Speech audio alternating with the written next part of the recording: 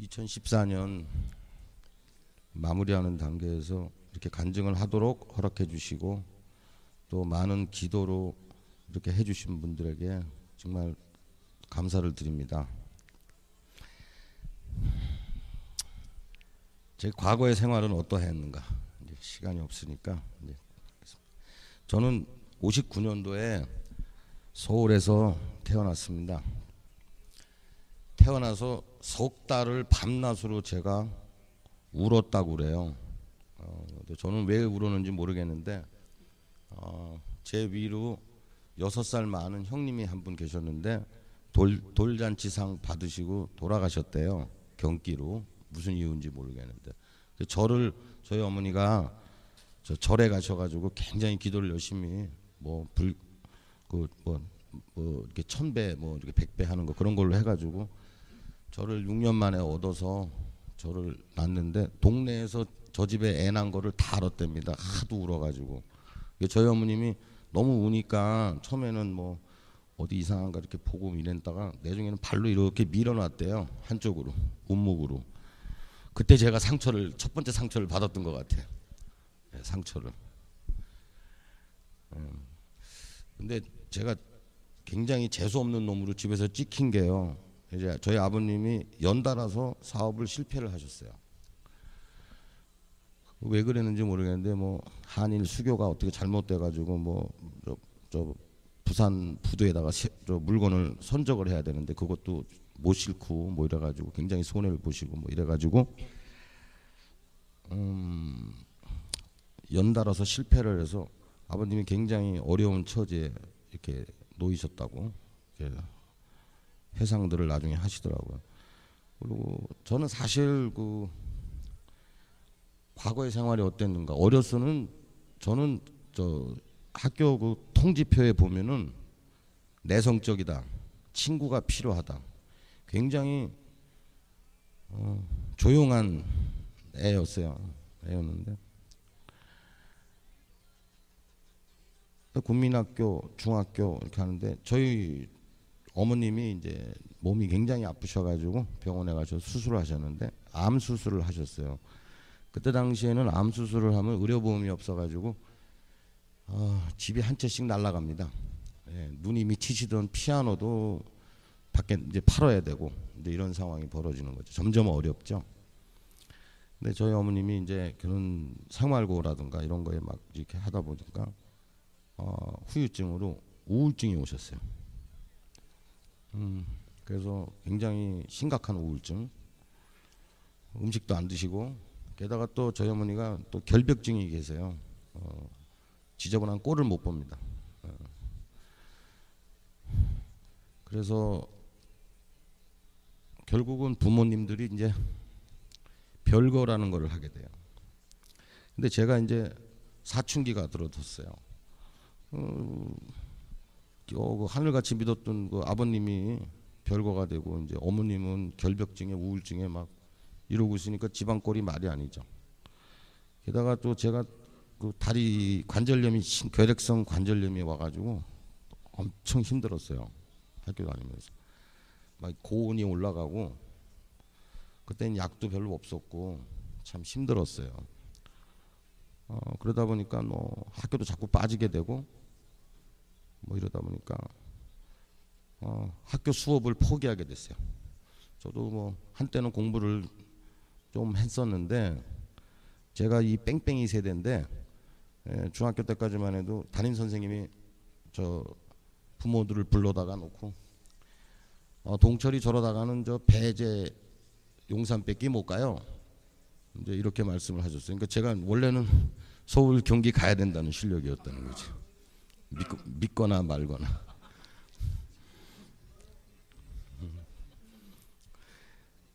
그래서 굉장히 야단을 맞았던 기억이 나요. 근데 공부를 안 했죠. 안 하고 부모님이 결국은 이제 이혼을 하세요. 고등학교 때 이제 이혼을 하시고 나니까 별거가 아니고 이제 진짜 서류상 정리가 됐어요. 괜히 하늘이 무너져 내리는 것 같더라고요. 어린 마음에. 그래서 그때부터 제가 이제 알코올, 음주를 시작했던 것 같아요. 제가 여기 고등학교 동창이 한 분 와 계시는데, 제 고등학교 동창이 한 분 와 계세요.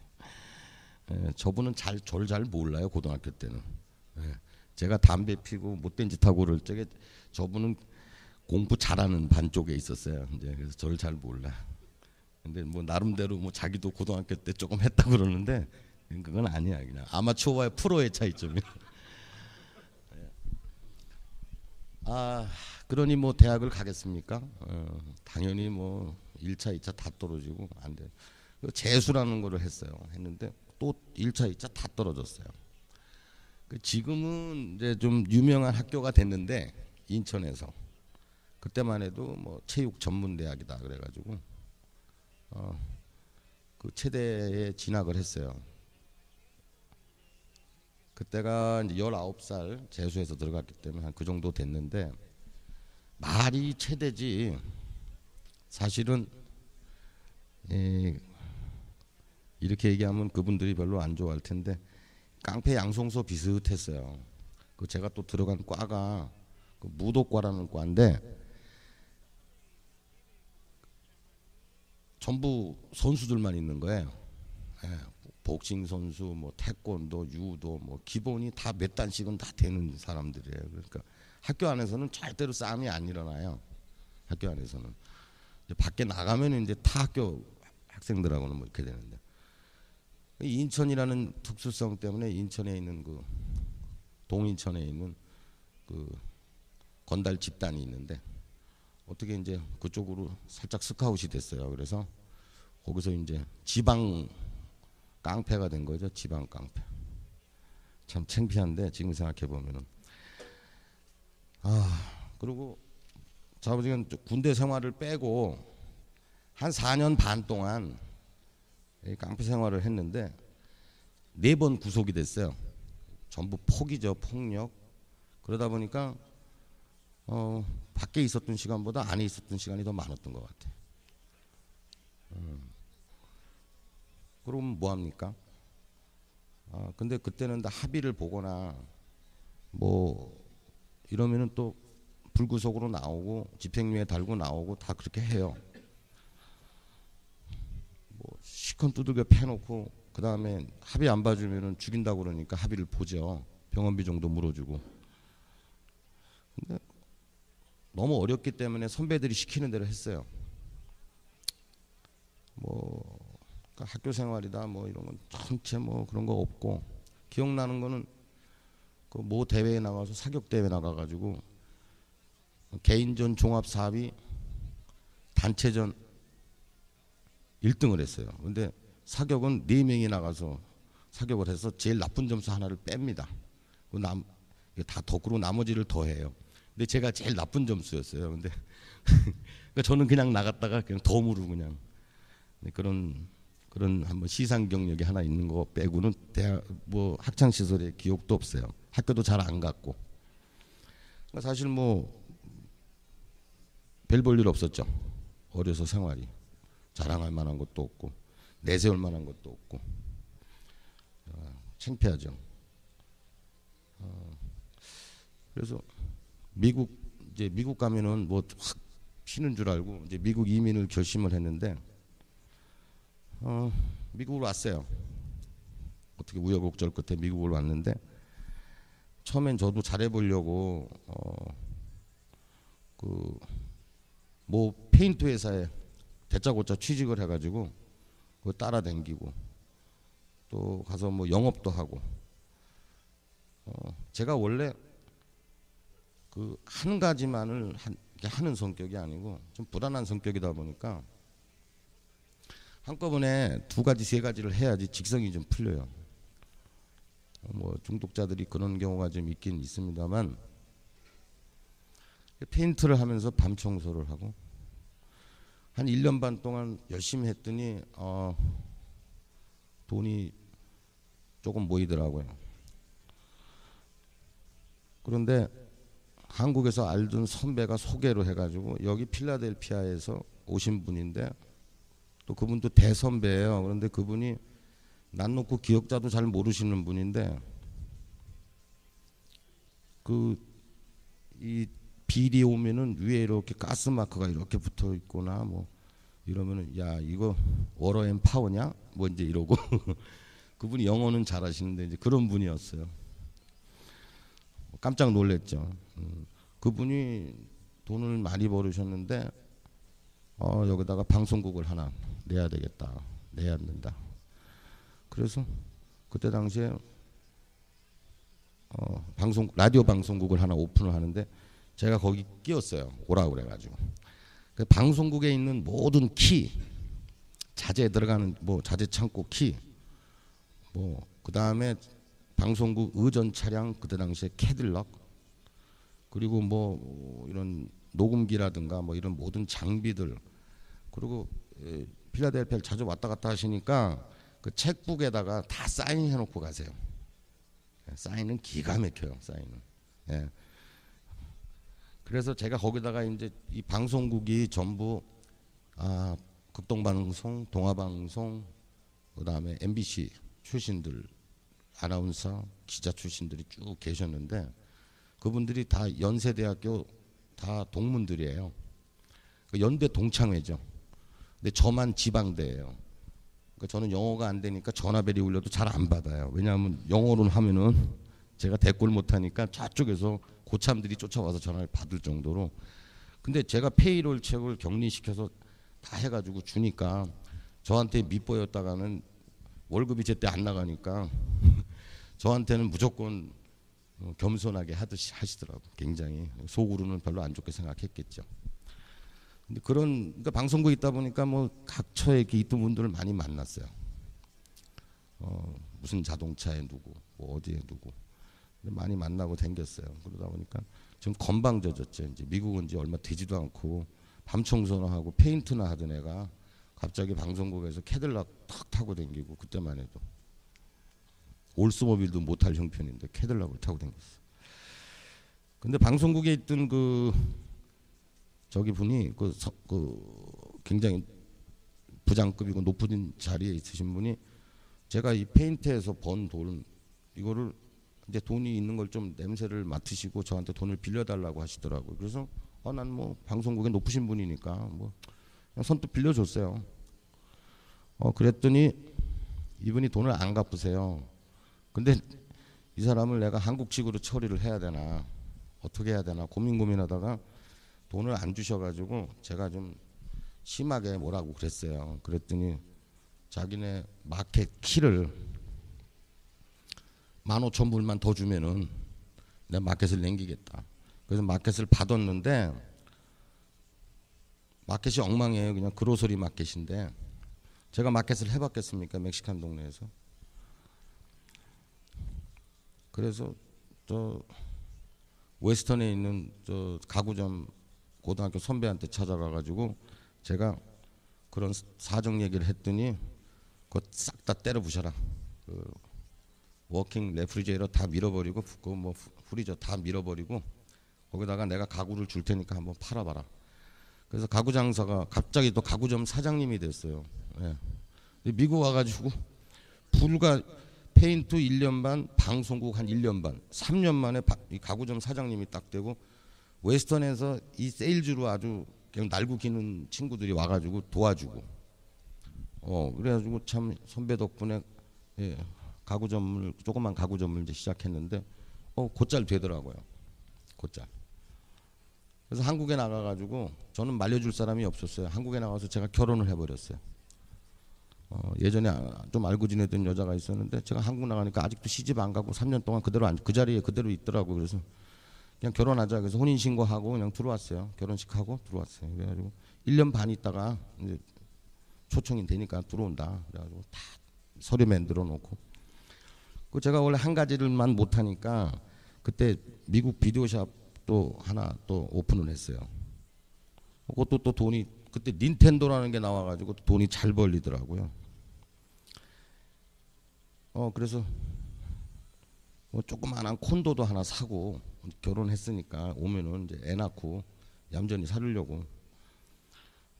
근데 제가 그 고등학교 때 이제 음주를 시작을 해가지고 깡패 하면서도 계속 술 먹고 폭음을 하고 막 이러다 보니까 그 음주 습관을 제 이민 보따리에다 그대로 싸가지고 온 거죠. 그러니까 제가 페인트 밤 청소하면서도 계속 술을 먹었단 말이죠. 방송국에 다닐 적에도 술을 마셨어요. 가구점에서는 좀 좋아요. 열어놓고선 버뱅크 공항에다 차 세워놓고 라스베가스를 갑니다. 그 라스베가스 가서 딱 그 비행기 티켓을 주면은 그 돈을 줘요. 그러니까 그러고 거기 가서 술 마시면서 게임을 하고 그러고 다시 와요. 1시간이면 오니까. 그리고 가구점 오늘 얼마 팔았냐 그래서 거두고 뭐 미국 비디오샵 그것도 그렇고. 그러니까 막 생활이 괜찮았어요. 근데 이제 무슨 일이 발생했는가? 여기까지는 이게 원래 한 7분 만에 끝내야 되는데 10분이 넘었네 이게. 큰일 났네. 이 알코올이라는 게 지금 지나고 나서 생각해 보니까 이게 질서가 없어요. 무질서예요. 그리고 생활이 당연히 흔들리게 되고 파괴가 돼. 파괴가. 이게 보통 그러다 보니까 뭐 음주운전은 당연히 걸리는 거고. 근데 이제 이 모든 중독이라는 병이 그렇습니다만 진행성 병이잖아요. 먹는 약도 없고 바르는 약도 없고 수술도 안 돼요. 이게 참 어떻게 병원에 가서 치유가 된다 그러면 참 좋겠는데 그게 안 되더라고. 미국에 와서 알코올을 하다가 제가 윌쇼에 있는 콘도에 살았는데 거기 저 변호사들 뭐 모이고 뭐 이래가지고 그 옆에 콘도에서 한 달에 한 번, 두 달에 한 번씩 파티를 한대요. 그래서 제 친구를 따라서 갔더니 코케인 파티였어요 그게. 그 영화에서나 보는 건데 그래서 한번 해봤는데 별로 그렇더라고요. 처음에는. 그러더니 나중에는 중독이 되더라고요. 야, 근데 세상에 이런 일이. 이거는 양주를 2병을 마신 효과가 한 방으로 오니까 세상에 이런 일이. 지금 웃으신 분들은 이거 다 이거 경험이 있는 사람들이에요. 장로님 손 흔들었어요 지금. 그러니 뭐 이 마약을 하다 보니까 제가 하나 저를 발견했어요. 제가 알코올 중독, 마약 중독인 줄 알았는데 제가 폭력 중독이 있더라고요. 중독이 여러 가지가 있는데 그러다 보니까 이 말로 이렇게 말로 안 하고 갑자기 이 손이 나가고 발이 먼저 나가는 뭐 이제 이런 스타일이 되더라고 이게. 그러다 보니까 폭행이 막 이어지게 되고 사람이 다치게 되고 그리고 이제 제가 아까 그 가구점 하던 거를 또 팔았어요. 괜히 잘 되는데 누가 와서 팔으라고 그러더라고. 안 됐어 보니까 평생 미국 와가지고 청소만 지금 뭐 25년을 했대요. 어떤 장로님이. 그랬더니 자기는 이제서부터 이거 가구점 하고 살고 싶대. 그래서 한 달인가 2달인가를 와가지고 인벤토리를 뭐 다 체크업을 하더니 매상을. 그래서 적정한 가격에 해가지고 팔았는데 이분이 나머지 돈을 안 주시고 막 그래요. 매상이 안 오른다고. 그래서 거기서 얼마 손해를 봤지만 아무튼 그래서 팔고 비디오샵도 팔았어요. 그래가지고 지금 윌샤에 있는 그 세븐일레븐을 40만 불에 나왔는데 그걸 살려고 그랬는데 그 뭐 한 달에 한 번씩 교육을 들어가야 된대요. 영어로 하잖아요. 전 영어로 하면 알러지가 있는데 참 바보예요. 제가 그냥 그 대신 매니저나 누구 대신 보내면 될 거를 아무 생각도 없이 단순하잖아요. 그래서 나는 안 산다고. 그때 그걸 샀으면 제 인생이 조금 방향이 조금 틀어졌을지도 모릅니다. 아무튼 그렇게 됐어요. 가만히 보니까 라스베가스를 비행기 타고 댕길 일이 아니더라고. 돈은 몇십만 불을 딱 차고 있는데 그래서 동네 보니까 로컬 카지노라는 게 있더라고. 거기에 이제 누구 따라서 뭐 한다고 슬슬 이제 지금 갬블에 문제가 있으신 분들은 아주 그 의미심장한 미소들을 짓고 계세요 지금. 난 누구라고 얘기를 안 하겠는데 줄 맞춰 앉았네 갬블 팀은. 네. 좋습니다.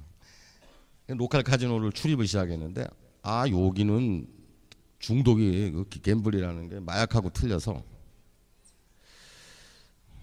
알코올은 몸이 허락할 때까지는 마셔요. 마약은 뭐 까무러칠 때까지 해. 그런데 이 갬블은요 끝이 없어요. 끝이. 갬블은 거기다 폭력성까지 막 가미를 하니까 그러다 보니까 오늘 그냥 마약이나 하자 뭐 약이나 하자. 게임해가지고 돈 다 잃고 돈 조금 남은 걸로 약이나 사와라 그래가지고 약을 하는데 돈이 다 떨어졌어. 그럼 끝나야 될 거를 그런 생활 하다 보니까 이 한인타운에서 또 제가 약할 당시에 좀 굉장히 센 사람들하고 좀 같이 했는데 제가 강도를 했어요. 강도.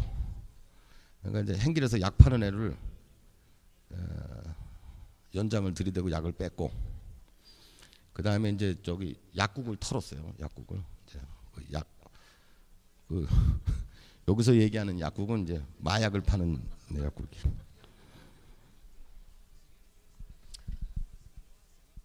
참 지금 생각해 보면 아주 오싹한 일인데 겁도 없이 그때 저하고 같이 약방을 털은 사람은 한 분은 지금 25년인가 28년을 받았어요.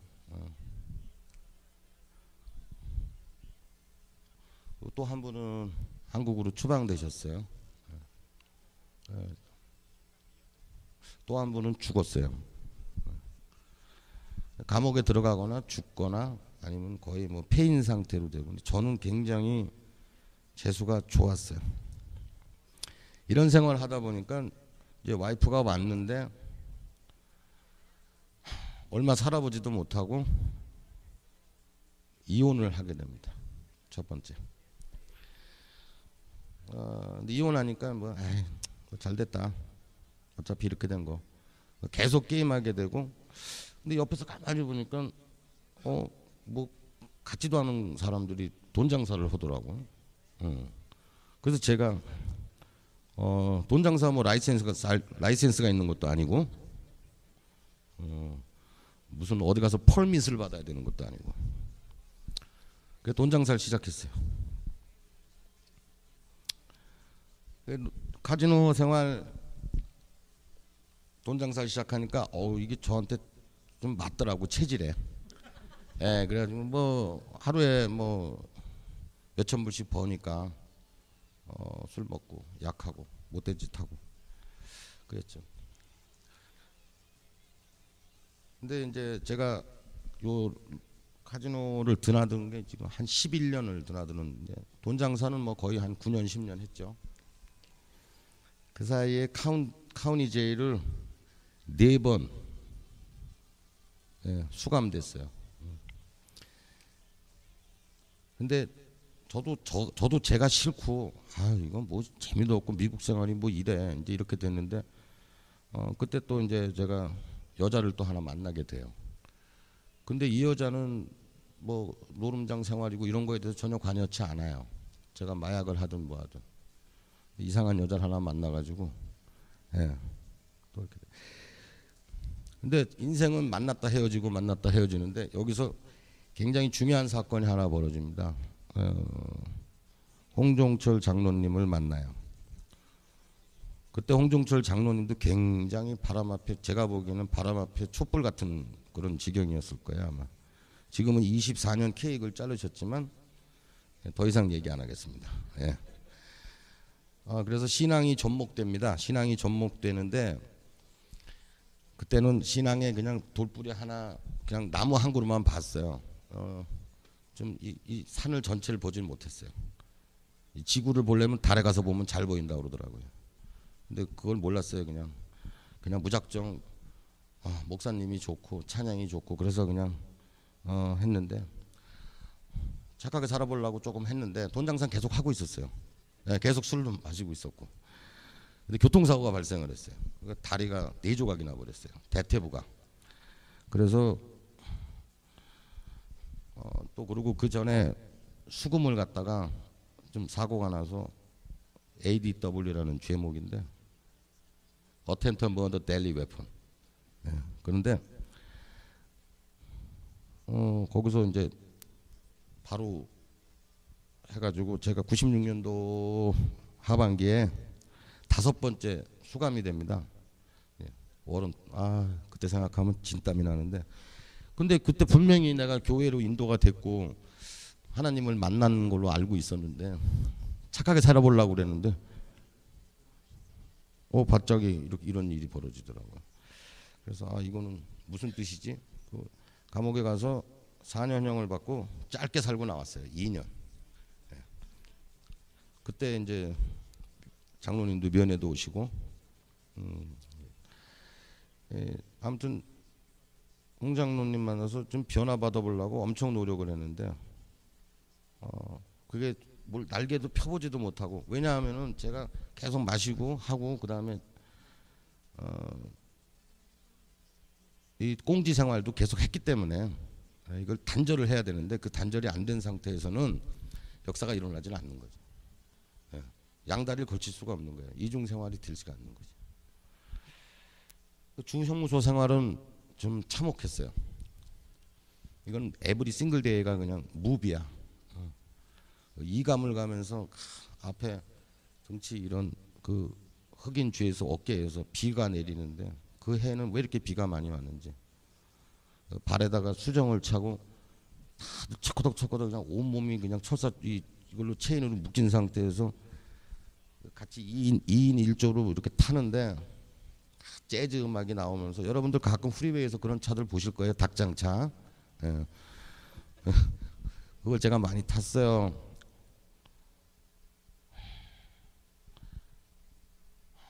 그 감옥 안에서, 스테이트 프리즌 안에서 주님이 역사하시더라고요. 어떻게 역사하시느냐? 하시엔다 장로교회 장로님을 의사분인데, 정형외과 의사분인데 그분이 보내주셔가지고 저 다리는 신경 안 쓰시고 재활치료도 신경 안 쓰시고 신앙이 있어요? 성경 어디까지? 요새 뭐 읽어요? 무슨 의사가 자꾸 그런 걸 물어봐. 그래서 요새 로마서, 요한복음 다 하고 로마서 하고 있는데, 그랬더니 이분이 그 다음번에 다음 주에 또 봅시다. 근데 그때 또 우리 김은현 목사님, 김신화 사모님이 저한테 많은 책들을 넣어주시고 격려의 편지를 주시고 또 기도해 주시고, 그다음에 은혜교회 저희 그 구역 식구들이 제가 누군지도 모르는 상태에서 구역으로 인도돼서 왔을 적에 마동철이가 누군지도 모르는 상태에서 굉장히 기도를 오래 했어요. 그 기도 덕분에 무사히 이제 마치게 됐는데 추방도 안 됐어요. 운 좋게. 그 18만스 이상이면 추방 대상인데 저는 아주 그 전에 센텐스를 받아가지고 추방이 안 됐고, 하시엔다 장로교회 그 장로님 덕분에 수갑찬 손으로 혹시 주님 영접하셨어요? 묻더라고요. 그래서 아직 못했는데요. 그랬더니 그럼 뭐 오늘 하지 뭐. 딱 붙잡고선 그 흑인 간호사들이 보는 와중에 20분 만에 제가 주님을 영접을 했어요. 영접하고 이렇게 나오는데 이렇게 목발 짚고 이렇게 다리가 그때 시원치가 않았으니까 나오는데 하늘에 새가 이렇게 날아가더라고요. 이거 옛날에 간증한 건데 그 새가 뭐 나를 위해서 막 노래하는 것 같아요.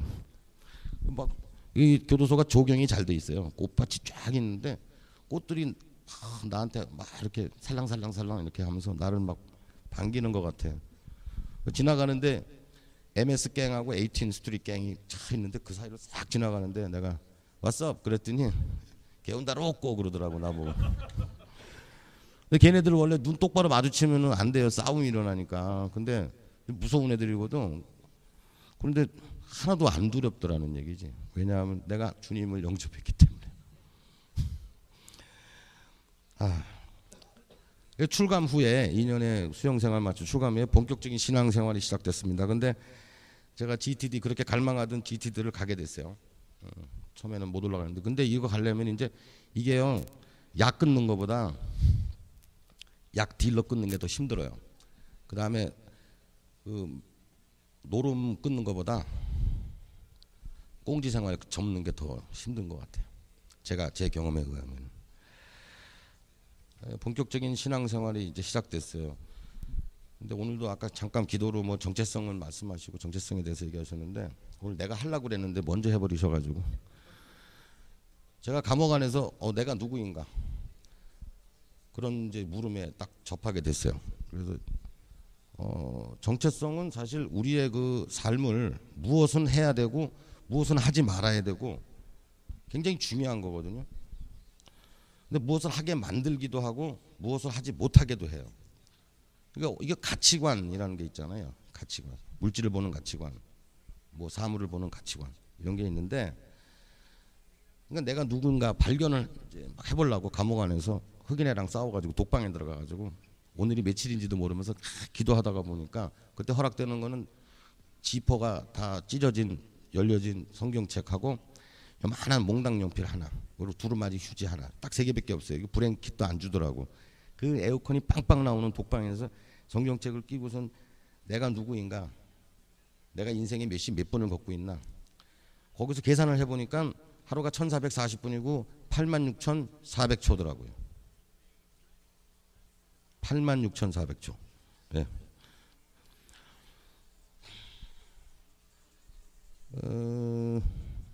거기서 우리가 이제 12단계 프로그램 중에 4단계에 보면은 우리가 도덕적 검토를 하죠. 도덕적 검토. 우리 장로님이 늘 주장하시는 인벤토리. 그래서 제가 안에서 대차 대조표를 한번 좌변 우변, 이 좌변에다가는 장점을 쭉 적고 우변에다가는 단점을 적어봤어요. 이 장점은 누가 나를 인정해주는 장점을 적어야 되는데 객관적인 거, 주관적인 게 아니고 없더라고요. 장점이. 응?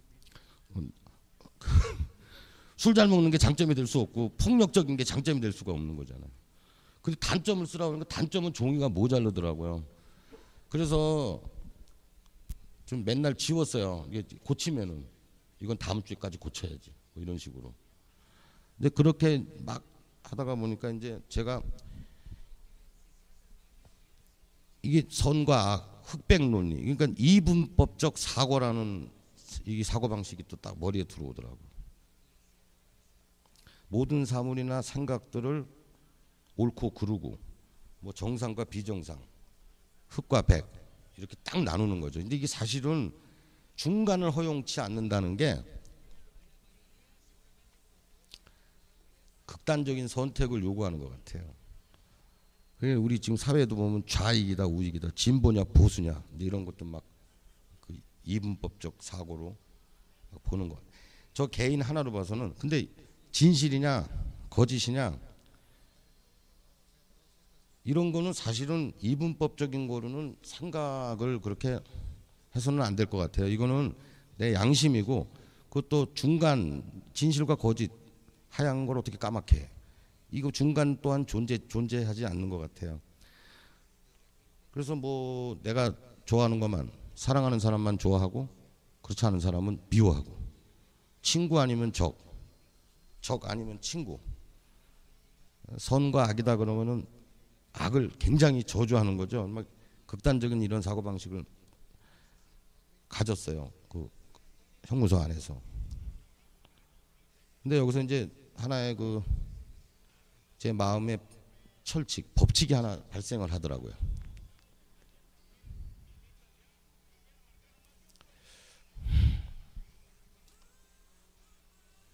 내가 뭐를 너무 싫어하고, 사람이 됐든 사물이 됐든 너무 싫어하면은 그게 자꾸 저한테 와서 바도를 하고 달라붙어요. 그게 자꾸 이렇게 하다가 보니까 싫어하는 것이 저를 괴롭혀요. 그게 과거가 됐든 현재가 됐든. 근데 이런 게 이제 습관화되고 몸에 이제 딱 고착화가 되니까 참 약간 좀 이상하게 되더라고요. 이 선과 악, 좋고 그름을 따지면서도 각각의 그 자아가 발생을 해요. 하나에. 그래서 자동으로 그 자아가 부여가 되더라고요. 그러니까 제가 양분화가 되면서 자아 분열증, 그러니까 인격도 2가지 3가지, 그래서 내 안에 도대체 몇 명이 사는지를 모르겠어. 여러 명이 사는 것처럼 느껴지고, 이렇게 되니까 정신 분열이 오더라고요. 근데 미치는 거죠, 슬슬. 이거를 이제 다중인격 장애.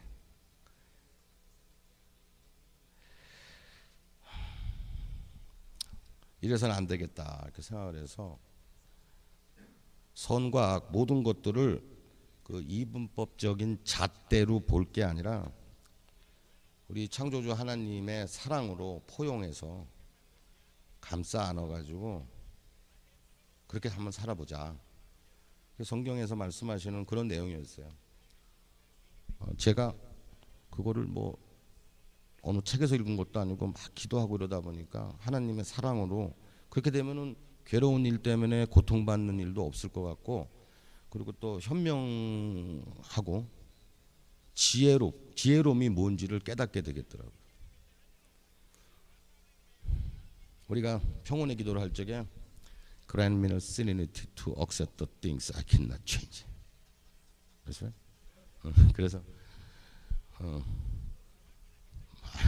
많이 해봤잖아요. 그래서 어쩔 수 없는 것을 받아들이는 평온함, 가능한 것을 변화시키는 용기, 그리고 이 두 가지를 구별하는 지혜. 여기서 말하는 지혜, 현명하며 지혜로움이 무엇인지 이제 제가 알게 됐어요. 그리고 감옥에서 나왔어요. 나와가지고선 이렇게 보니까 아니 남들은 제정신 차리고 그 자동으로 저는 한 2년 동안은 그 안에도 약도 있고 뭐 다 있어요. 뭐 여자보다 더 이쁜 남자도 있어요. 감옥 안에는. 갔다 오신 분들은 다 아시겠지만 뭐 별게 다 있어요. 그 안에는 완전히 요지경이야. 그런데 막 갖다 약을 줘요. 일부러. 왜냐하면 내가 일단 하면은 이제 계속 해야 되니까 이제 장사를 하려고. 근데 내가 안 하니까 그 자동으로 한 2년이 이제 이렇게 서버가 된 거예요. 제가 그 안에도 이제 AA 미팅이 있어요. 근데 남들은 제정신 돌아오면 뭐 헤어졌던 부부들도 다 다시 만나고 6개월 안에 대충 뭐 1년이면 다 합쳐지더라고, 그때만 해도. 근데 저는 그거 2년을 마치고 나왔는데 저희 두 번째 결혼 생활한 와이프가 헤어지재요. 가치관이 안 맞는데요. 그래서 가치관이 그게 한 근에 얼마짜리니? 라고 내가 물어봤더니 그것 보라 이거. 인간이 이 모양 이 꼴이니까 난 당신하고 못 산다고. 그래서 종래는 사랑하니까 헤어진다 뭐 이러는 표현으로 헤어졌어요.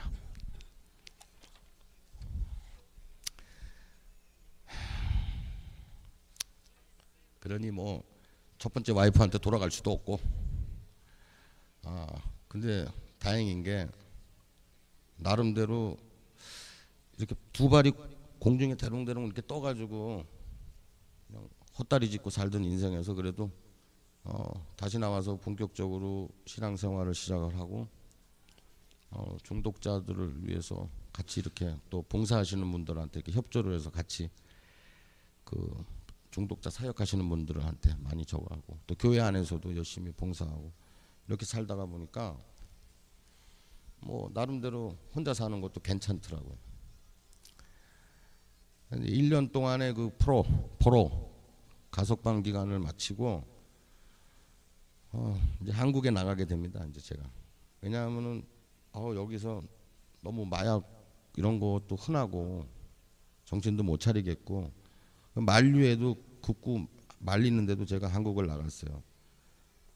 현재는 제가 어떻게 사느냐, 주님과의 관계 뭐 이런 것도 잠깐 이제 마지막으로 말씀드리고 얘기를 정리해야 될 것 같은데, 제가 그 옷장사를 동대문 시장에서 10몇 년을 했어요. 시장에 나가자마자 인터넷으로도 하고 온라인 오프라인을 동시에 진행을 했는데 상표법 위반이라는 걸로 제가 한 3년 동안을 끌어온 재판, 그게 지난 4월 25일 날 마지막 항소심 결심 공판 서부지법, 판사가 3명이 이렇게 앉아있는 굉장히 멋있는 재판이에요. 그런데 저를 고소한 이제 뭐라는 회사가 있어요. 그 상표권을 갖고 있는 회사. 근데 그 회사를 등에다 업고 뛰는 변리사라든가 또 아무개가 있어요. 이분들이 4월 25일 날 마지막 결심 공판을 해야 되는데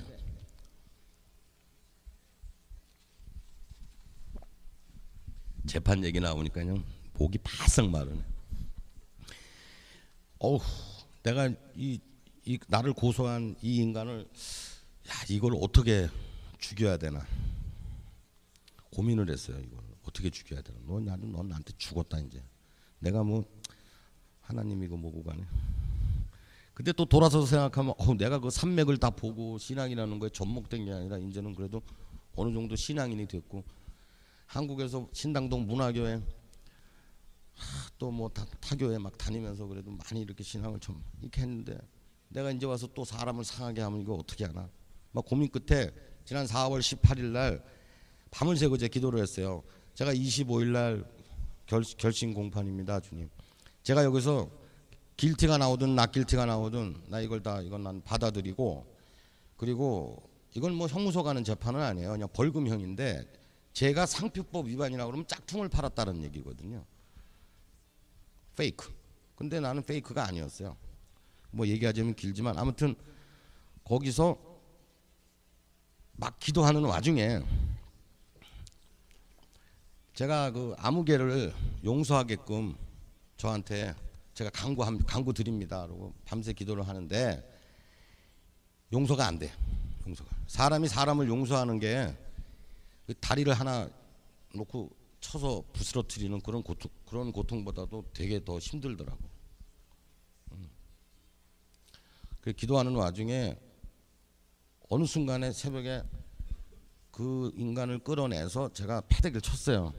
패대기를 치는데 뭐가 미역줄기처럼 쭉 같이 딸려 나오더라고요. 이건 뭐지?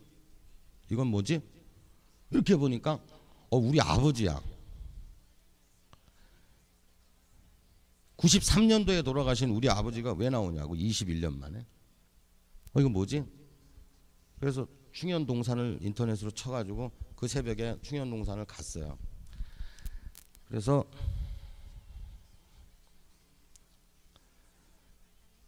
여명이 틀 무렵 돌아가신 아버님하고 4월 18일 새벽에 24년 만에 새벽 무덤가에서 관계 개선을 했습니다. 관계 개선. 하나님이 이렇게 다 접속해 주신 거예요. 그리고 그 친구도 용서하고. 근데 4월 25일 날 제가 죄로 인정할 수 없다.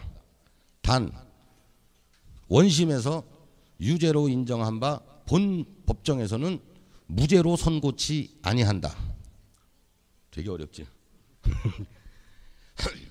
검사의 손도 들어주고 제 손도 들어주고 무승부를 냈는데 검사가 항고를 안 했어요. 항소를. 그리고 저쪽 회사에서도 더 이상 들어오지 않고 우리 변호사는 그쪽 회사를 상대로 명예훼손, 업무방해 및 영업방해 기타 등등 정신적 나이 34살 먹은 검사 앞에 가서 4시간씩 조사를 받았으니까 내 정신적 고통이 얼마나 심했겠어요. 그랬는데도 역고소를 치자 그러는데 저 용서해버렸어요. 추접하더라고. 용서했어요. 그때 변호사가 왜 그래? 우리 정변이 하자고 그러는데 내가 안 했어요. 돈 안 받겠대. 근데 그 상대편 회사가 어느 정도 굴지의 기업이니까 거기다 대고 이제 좀 이렇게 하자 이거지. 변호사들이 다 그래. 그래서 내가 안 한다 그랬어요. 내 사인 없이는 못 하죠. 현재는 아무튼 이게 주님이 저한테 이제 내가 내 옛날 성격 같았으면 그렇게 못했을 텐데 이제 그렇게 했어요. 그래서 얼마나 다행인지 모르고 시간이 이제 많이 경과됐으니까 제가 그 현재는 2005년도에 정말 죄송합니다만 다시 한번 결혼을 했어요. 네. 한 7년 혼자 살다 보니까 그래서 2007년도 황금 대지해에 딸을 얻었어요. 이거는 장로님하고 협의 없이 그냥 해버렸어 내가. 지금 제가 졸업한 초등학교에 입학을 시키려고 제가 신당동에서 장춘동으로 이사를 시켰어요. 신당 이동 쪽으로. 그래서 제가 졸업한 장춘초등학교에 입학을 시켰습니다. 여러분이 아시는지 모르시는지 모르겠는데 현직 박정희 대통령 박근혜 대통령께서 장춘을 졸업을 했어요. 그래서 유튜? 몇 회? 후배구나.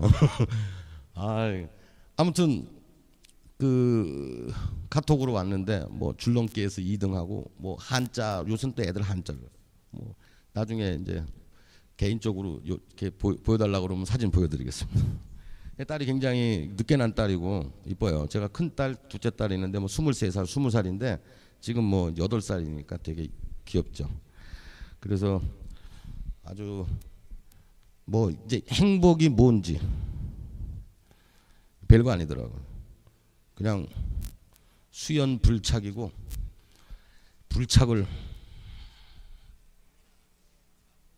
불착에서 이제 무착으로 넘어가더라고요. 집착치 않는 인연만 잡으면 되지 않겠는가. 모든 게 이 집착 때문에 우리가 지금 망가지고 있는데 교회에서 불경 얘기하면 안 되니까 여기까지만 이제 얘기하시고 현재 심경은 그렇습니다. 마무리로 아무튼 제가 은혜 받았어요. 요거를 10분의 1이라도 제가 페이백 돌려드려야 되는데 그 내가 이렇게 받은 곳에서 또 받은 분한테 이렇게 직접 돌려드리는 것도 좋겠지만 또 그 다른 어느 누구든지 또는 어느 곳이든지 제가 이제 성령님이 인도하신 그대로 제가 돌려드려야 되는 그런 상황인 것 같아요. 그래서 아무튼 열심히 안 빠지고 길갈에 나오고 또 이렇게 수고하시는 분들 한 분, 두 분, 세 분 수많은 분들이 이렇게 이끌어 가시는 길갈이 그리고 다시 한번 우리 또 감사의 집 뒤에는 또 우리 홍종철 장로님 훌륭하신 분 우리의 또 영원한 보스가 계시고 저의 또 우리의 멘토죠. 이 자리에 이렇게 다시 한번 이 자리에 이렇게 세워주셔서 무한한 감사를 드립니다.